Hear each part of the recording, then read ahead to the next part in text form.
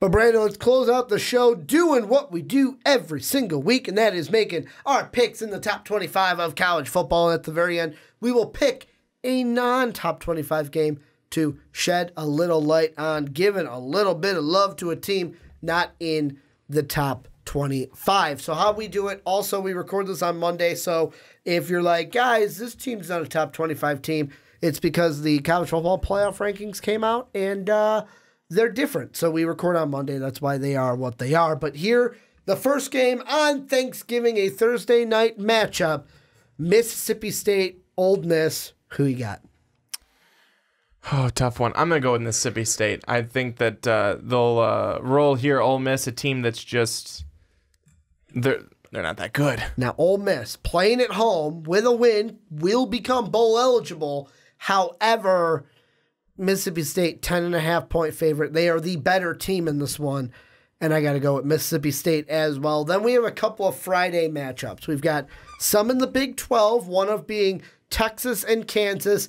Texas is only a 2-score, technically 3-score, but I'm going to say 2-score. They are a 15-point favorite. You like the Longhorns or the 1-7 Jayhawks in the Big 12?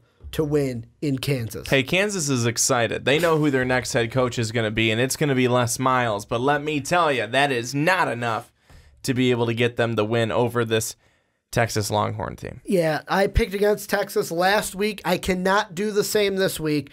I am going to go with Texas as well. Then we've got I think it's an American matchup, East Carolina going up against Cincinnati. I am going to go Cincinnati, the 9-2 team, to go ahead and beat the 3-7 team in Cincinnati, Ohio. East Carolina is only 1-6 in the American. They've struggled this year.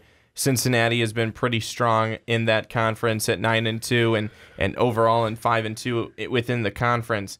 I'm saying Cincinnati's going to be able to get a pretty big win. And then the defending national champions will be on the docket. You got UCF going to South Florida to play the Bulls.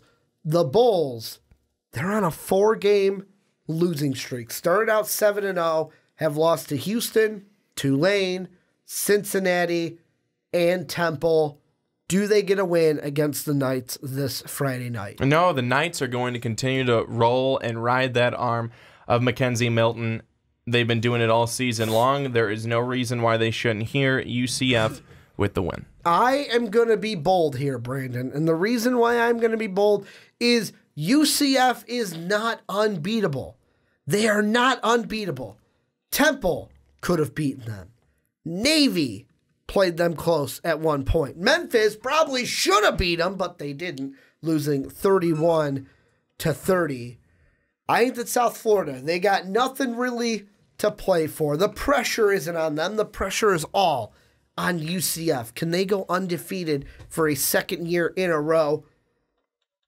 These guys are going to be ready to play, ready to go. Charlie Strong going to get his boys rearing to go. And just like the great Emerald, they are going to get the win against the Knights. My first upset of the week. And then a game, you didn't make a pick yet. You said I will on the podcast, so now you got to make a pick.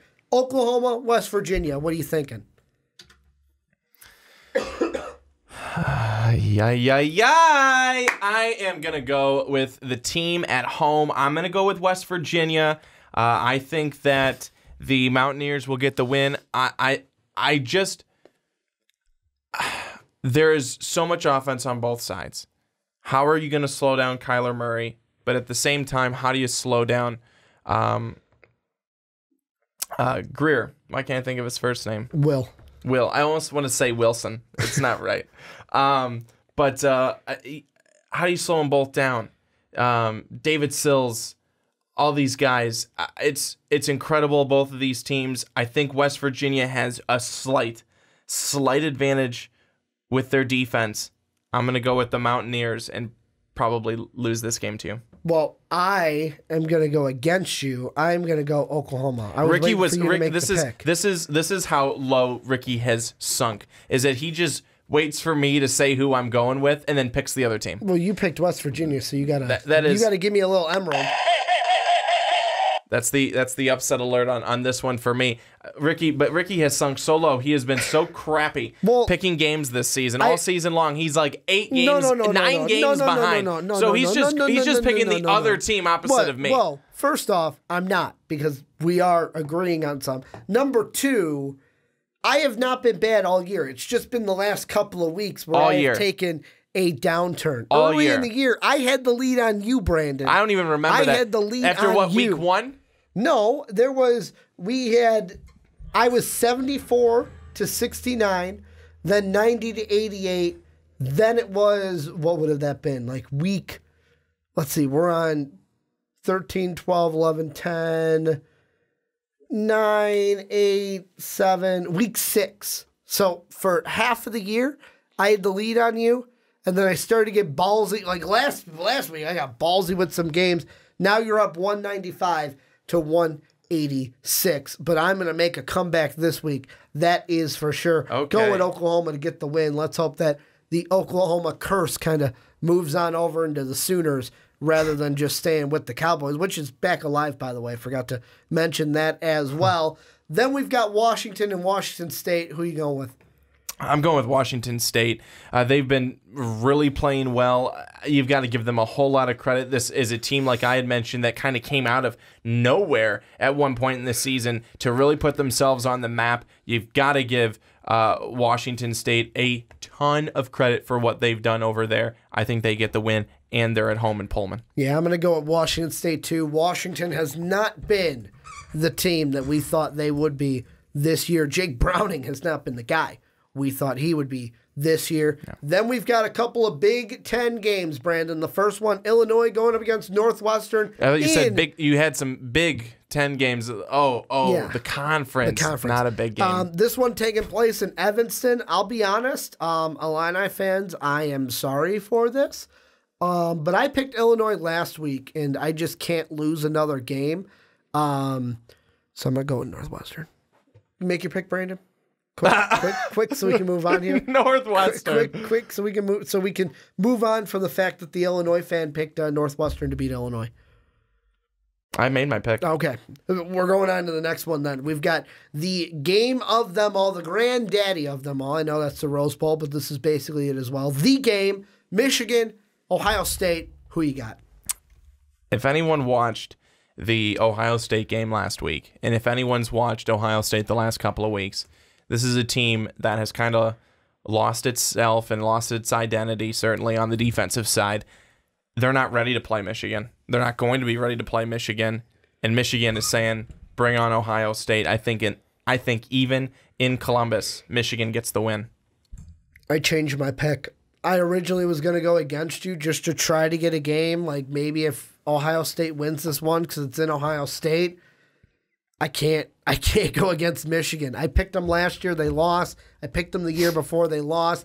I can't abandon Michigan right now when it looks like this could be the year that Jim Harbaugh finally beats Urban Meyer, especially after a game in Maryland. Best tweet I saw was numerous pictures of it was Urban Meyer like this, then Urban Meyer like this, then Urban Meyer like this. It's like, man, Urban Meyer's been going through a wide range of emotions today during this game.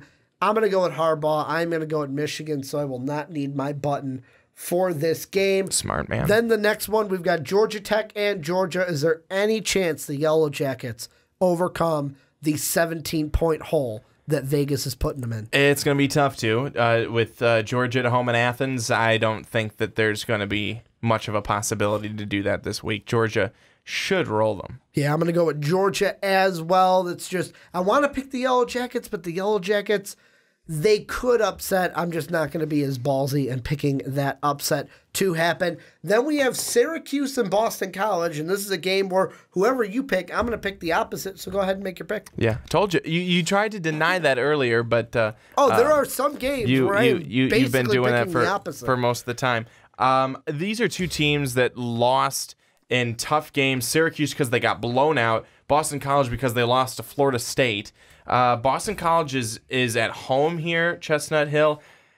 I've still got to go with Syracuse in the orange. I think they have a nice bounce-back win from last week. Only 3 points. Eric Dungey's still their quarterback. Mm-hmm. He's a good quarterback. I think he gets them back on their winning ways this week against BC. I think Syracuse is going to be shell-shocked. I am going with Boston College, and at first, I was hoping you would pick BC because I picked BC last week, and they upset me by losing to Florida State, the team that I did not think they would have a chance to lose to a week ago. But I'm going to go with Boston College, hoping that A.J. Dillon can put me on his back and run into the end zone as I gain a game on you in the records. And by the way, if that happens, somebody draw that. Draw A.J. Dillon with, like, me on his back with, like, basically it's like Turk and JD from Scrubs, where I'm on his back and I got the finger pointed out like that. Like, go that way, AJ. We're going off to victory land. But the next game we've got SEC, Florida State, SEC, ACC rivalry. Who you got in this one? Florida, the 5-point favorite. I'm gonna go with Florida, a team that has been down and out so many times this year, and they found ways to come back. They didn't have to do that last week, but they have many times. And this is a team that is doing it without really a great quarterback because they don't have one. They're at Florida State, and Florida State is not as good as Florida is. Florida should get this win, even on the road in Tallahassee. I want to agree with you, mainly because I'm not a fan of Willie Taggart, but this is a rivalry game. Anything can happen. I am going with the Seminoles to get the win over the Gators. I'm not that confident in the Gators. Like, the Gators are not as good as a team as I thought they were. They don't have a quarterback. I'm expecting at home in Tallahassee with that home crowd around them, that Seminoles are going to get the win and kind of do what Alabama did a couple years ago and put that tape right around that Gator mouth.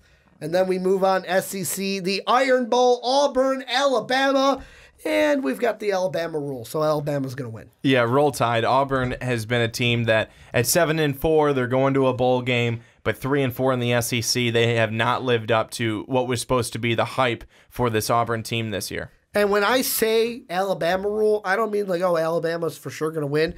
I'm saying I can't pick against Alabama until they lose. That's the Alabama rule. So that's why I got to pick Alabama to beat Auburn, although we've seen Auburn come up in this game, especially when we thought they were down and out. Then a Big Ten game. We've got Maryland almost beating the Buckeyes last week at home. They will now go into Happy Valley. They will play the Penn State Nittany Lions. Who are you going with? The underdog Maryland or the favorite Penn State? I'm going to go with Penn State. I mean, this team has been really good outside of the really hard games that they've played, the hard opponents. They've been really good. I think Maryland is outside of the hard opponents category, and I think that they should beat them. Maryland is going to come to play. Penn State susceptible to the upset. Maryland they're going to want to become bowl eligible, especially because the emotions that are going on with that team this year. They're going to win. They're going to become bowl eligible. They're going to get a big upset win in Happy Valley this upcoming week. Then we move on, SEC, ACC, South Carolina playing the juggernaut, which is the Clemson Tigers. Who you got? Going with Clemson. 26.5-point favorite. So here's really the unfortunate thing is that not a year ago, but in the offseason, this was supposed to be a really good game. South Carolina fans were all, hey, watch out for the Gamecocks. Watch out for Debo. They are going to be all over Clemson this year. They're going to have Clemson's number. It's going to be a game that has not been the type of season that they've played. Could it be the type of game? I don't expect it. Clemson, I would expect them to roll. Yeah, I expect Clemson to get the win in this one. There's not many teams that I think will be able to beat Clemson before we get to the college football playoff. Then a Big 12 matchup. We got the Kansas State Thundercats looking to become bowl eligible. They will go up against Iowa State. Who you got? The Thundercats or the Cyclones? I'm going to go with Iowa State. They're in Ames. Kansas State has really not been that great this season. Iowa State's won some pretty good games. They won a big game earlier this season when they beat West Virginia. They should win this one pretty easily. Kansas State, they are on a 2-game win streak. The last win coming up against Texas Tech. And I am going to go with the Thundercats. I know they're the Wildcats. I just like calling them the Thundercats. they're going to get the win and become bowl eligible against the Iowa State Cyclones. Then we got Kentucky-Louisville, a house-divided rivalry. It means a little bit more in basketball than it does football. But I'm going to go with KU, or not KU, UK, to get the win. Big Blue Nation will beat Louisville. I picked Louisville last week. Don't know why. Going with the Wildcats here. Yeah, I don't even know why Louisville is still playing football games. They should just pack it up. They should just pack it up. I mean, they're horrible. Kentucky, easy. Next one, though. LSU going into College Station to play Jimbo Fisher, Kellen Mond, and the Aggies from Texas A&M. Texas A&M actually a 2-point favorite in this one. Who are you taking, the Tigers or the Aggies? Yeah, this could actually end up being a pretty good game. One of the better games that we see this weekend. It's a kind of a prime time game at 6:30 on the SEC network. LSU has the number next to them where they should be the team coming in here to be the better team and get the win. I think I'm going to change my pick. I think I'm going to go with Texas A&M, and I think I'm going to go with the Aggies, the home team, to upset LSU in terms of the number next to them. So you are picking Texas A&M? Yeah, I changed my pick just now. Oh, man, I thought I was going to gain one on you because I'm going with the Aggies as well. I was all excited, like, oh, man, I'm going to gain one on Brandon. I just changed it right now. I feel like with LSU, they've been up, they've been down. Kellen Mond is a really good quarterback. Texas A&M has a lot more weapons, I think, than LSU does. They have the weapon of a good quarterback. LSU doesn't have that. And then coming up, we've got Notre Dame, USC. I almost wanted to pick against you, but I can't because USC lost to Chip Kelly. I'm going with Notre Dame to win this game.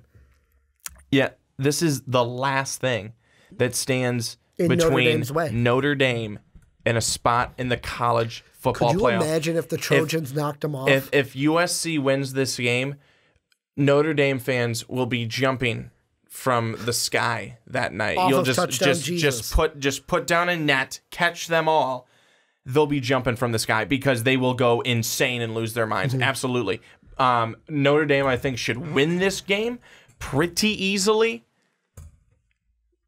But watch out.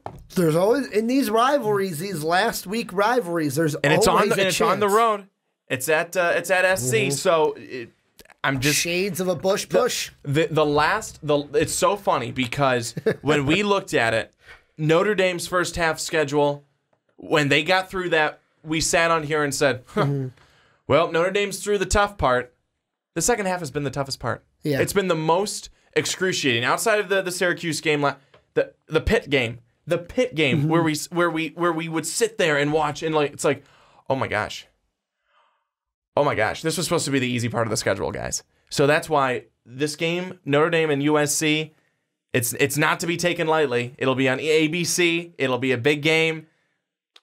I'm just saying, watch out because I've seen this before and it could totally happen. So I'm gonna go with Notre Dame, but it's a scary one right now. The last two, BYU, Utah. I'm going to go with Utah, 2 Utes getting the win over the Cougs. You know what? I'm going to say there's going to be another Ute, too. There's going to be 3 Utes. Utah. 3 Utes? 2 Utes? It's a bad joke. And then the last game, Utah State going up against Boise State. I don't think I've picked against the Broncos once, and they've won for me every single time, so I'm going to go Smurf Turf. The Aggies are going into the Smurf Turf, and they will not be able to crack the code. Boise State getting a win on the Smurf Turf. This is actually, believe it or not, going to be a really good game, at least on paper. Boise's only a 3-point victory. At least on paper, it's going to be. You have Utah State, 10-1 overall, 7-0 in the Mountain West. Then you've got Boise State, 9-2, 6-1. This is going to be a really good game. I think Utah State comes out victorious. They've just seemed to be the more dominant team throughout the year. And then I'll let you go first. What's your non-top 25 game of the week? Haven't picked one yet, so you go first. I haven't picked one either. Okay. I'm going to go with, I'm looking for the obscure. Because I want to go really, really, really, really obscure kind of a game. I went a little obscure last week. Didn't do too well for me. You know what? Screw it. I'm going to go with our boy, I can't remember his name now. Shoot. Arizona State. Why am I at Herman? Coach Herman. Going with Coach Herman to beat Kevin Sumlin. They're a 2-point favorite. I'm going to go with the Sun Devils to get the win over the Wildcats. That'll be my pick for the non-top 25 of the week.